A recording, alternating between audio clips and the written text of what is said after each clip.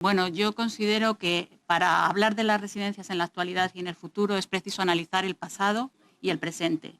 Y por ello voy a hablar del pasado y del presente. Si usted considera que no puedo hablar, me voy. Quiero representar a las víctimas, puesto que soy hija de una de ellas, y digo la palabra víctimas en el sentido más estricto, basándome en las siguientes definiciones de la RAE. Persona sacrificada, persona que padece daño o muere por culpa ajena, persona que padece las consecuencias dañosas de un delito. En tan solo 2 meses, en 2020, fallecieron en toda España 20.000 personas que vivían en residencias. La mitad de estas personas incluidas en esta escalofriante cifra fallecían en la Comunidad de Madrid.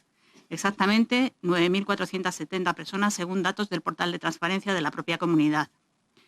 De ellas, 7.291 murieron abandonadas en las propias residencias sin atención sanitaria, sin paliativos y solos. Le tengo que llamar a la cuestión. Tiene usted que hablar de la situación de las residencias. Está usted hablando de un suceso de hace 4 años. Entonces le llamo... Sí, yo le llamo a la cuestión por primera vez. Le agradezco. Puede continuar. Las 2.170... Un momento. El otro día Amnistía Internacional compareció por el mismo objeto y hablaron también de eso, y es importante hacer el diagnóstico para llegar a la cuestión. Puede continuar. Bueno, yo considero que para hablar de las residencias en la actualidad y en el futuro es preciso analizar el pasado y el presente. Y por ello voy a hablar del pasado y del presente. Si usted considera que no puedo hablar, me voy. No, le estoy diciendo que lo que dice la comparecencia es hablar de la situación. Lo que ocurrió hace 4 años... Si me escucha, aterrizaremos en todo lo que hay que hablar. Pero si no quiere... Pero yo le estoy llamando por primera vez a la cuestión, ¿de acuerdo? Hablar de la situación de las residencias. Yo lo que tengo escrito viene a cuento sobre esto. Y la segunda cosa es que ha hecho usted referencia a víctimas de un delito, ¿de acuerdo? Entonces, esa vez, perdóneme, esa vez se lo he dejado pasar, esa vez se lo he dejado pasar, usted ha hecho referencia a un delito, sí. Se lo he dejado pasar, la siguiente vez que haga referencia a un delito, le voy a llamar al orden. Señor, yo no he hecho referencia a un delito, he leído una definición de la RAE sobre la palabra víctima. Ha dicho que viene usted representando a las víctimas de las residencias de Madrid. Eso es lo que ha dicho usted literalmente. Vengo representando a la Asociación ADEMAF y a Marea de Residencias y a las víctimas, puesto que mi madre fue víctima y murió en 2020 en una residencia.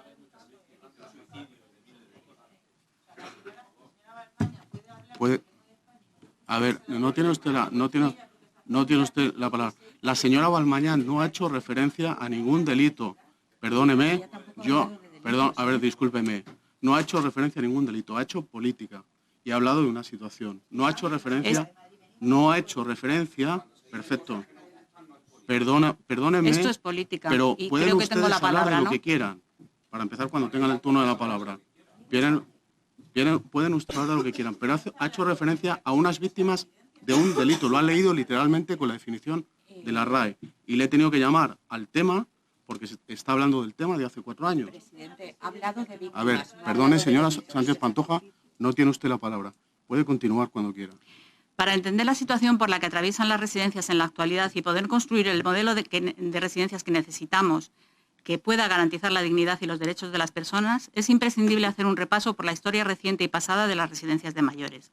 En tan solo 2 meses fallecieron en toda España 20.000 personas que vivían en residencias. La mitad de estas personas fallecían en la Comunidad de Madrid, exactamente 9.470 personas según datos del portal de transparencia de la propia comunidad. De ellas, 7.291 murieron abandonadas en las propias residencias sin atención sanitaria, sin paliativos y solos.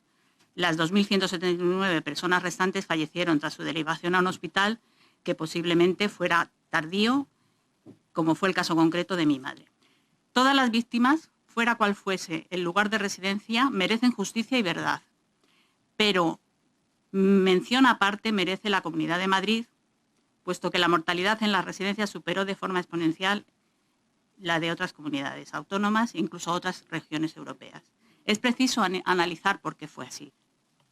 Además de esa situación de deterioro que las residencias venían arrastrando desde bastante tiempo atrás, al llegar la pandemia hubo factores que contribuyeron al caos, aceleraron los contagios y posteriormente las muertes.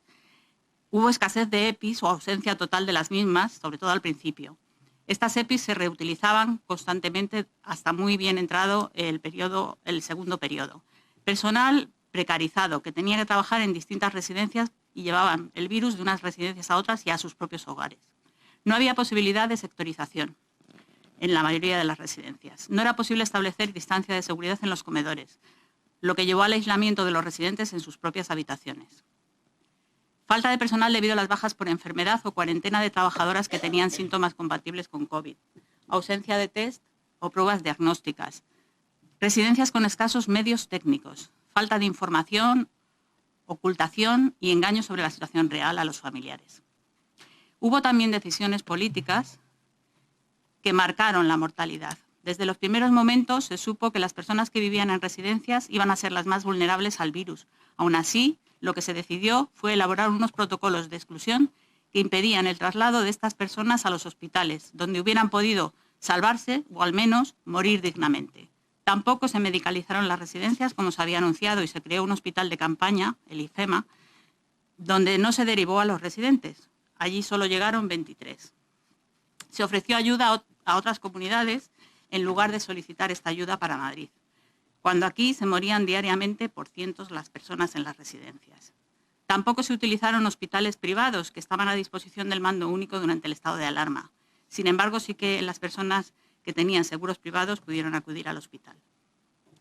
Ante esta situación y la información que llegaba a Marea de Residencias a través de algunos medios de comunicación o a través de los chats de los grupos de familiares y correos que nos llegaban a DEMAF y a Marea de Residencias, decidimos hacer algo, porque nadie podía entender cómo las personas que desde el inicio de la pandemia se constató que iban a ser las más vulnerables al virus, lejos de brindarles una atención prioritaria, se les estaba dejando morir abandonados en las residencias, aisladas en habitaciones, sin atención, sin oxígeno, sin paliativos y solas. Nos parecía increíble que estuviéramos viviendo algo así, por lo que en una asamblea virtual decidimos impulsar las querellas criminales famosas de Marea de Residencias.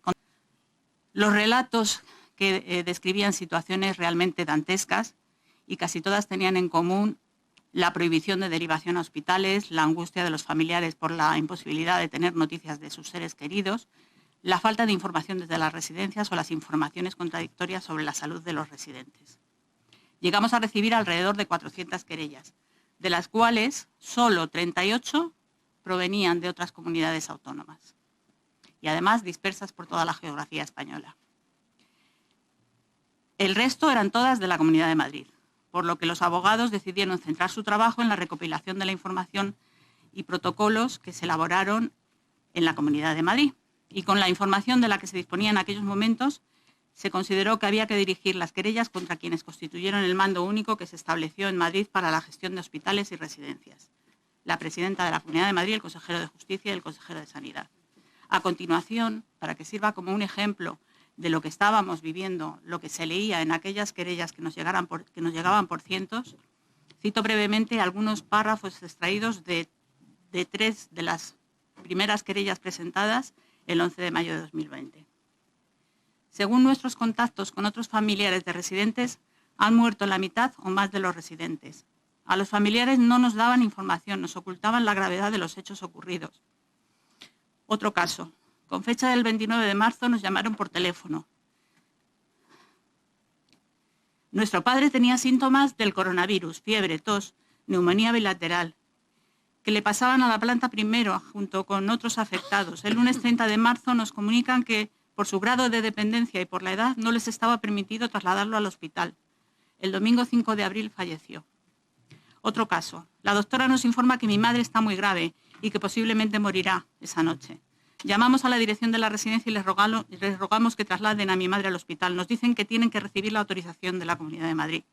Parece ser que reciben dicha autorización y a las 5 de la noche del día 10 de abril ingresan en el hospital. Por la mañana, sobre las 10, nos llaman del hospital informándonos del gravísimo estado en el que ingresó. Aparte de la neumonía bilateral debido al COVID-19, tenía un cuadro muy grave de deshidratación con afectación a los riñones debido a una supuesta falta de cuidados en la residencia. No olvidemos, para acometer los cambios que de forma urgente necesitan las residencias, no olvidemos que allí están, entre otras personas que han ingresado después, hay personas que han sobrevivido a un horror, personas que habiendo contraído la COVID en esa primera ola o posteriores no murieron, pero sí que perdieron sus ya mermadas capacidades físicas o cognitivas debido al largo periodo de aislamiento y a la falta de atención. Ellas son las grandes olvidadas. Tras meses de sufrimiento, sus patologías aumentaron, pero la Administración no ha movido un dedo para ayudarlas, ni a ellas, ni a las trabajadoras, ni a las familias. Las residencias están abandonadas. La situación no solo no ha mejorado, sino que es peor. Los trabajadores que se jubilan o se marchan a otro sector no son sustituidos. La excusa es que no encuentran personal para trabajar en residencias. Para poner a estas en el centro de los cuidados, habría que triplicar la inversión como mínimo y dotar del valor que realmente les corresponde a las profesiones ligadas a los cuidados. Favorecer la creación de sistemas de inspección en los centros que garanticen el cumplimiento de unos mínimos estándares de calidad. Consideramos un grave problema la mercantilización de los cuidados, siendo necesario revertir la tendencia de la privatización pasando a gestión pública de forma inmediata todas las residencias de mayores con titularidad pública y gestión indirecta, para avanzar después en la remunicipalización de otras y la construcción de un parque de residencias públicas de gestión directa. Por último, me gustaría terminar diciendo alto y claro que no, todas las víctimas no hubieran muerto igual. Todas las víctimas no hubieran muerto. No, tampoco hubieran muerto lo mismo en un hospital que en una residencia, porque si hubieran muerto en un hospital lo hubieran hecho ejerciendo su derecho a la sanidad y a una muerte digna. Y no, las familias no hemos pasado página, no olvidaremos y no cejaremos hasta encontrar justicia, verdad y reparación. Se ha agotado su Gracias. tiempo. Muchas gracias.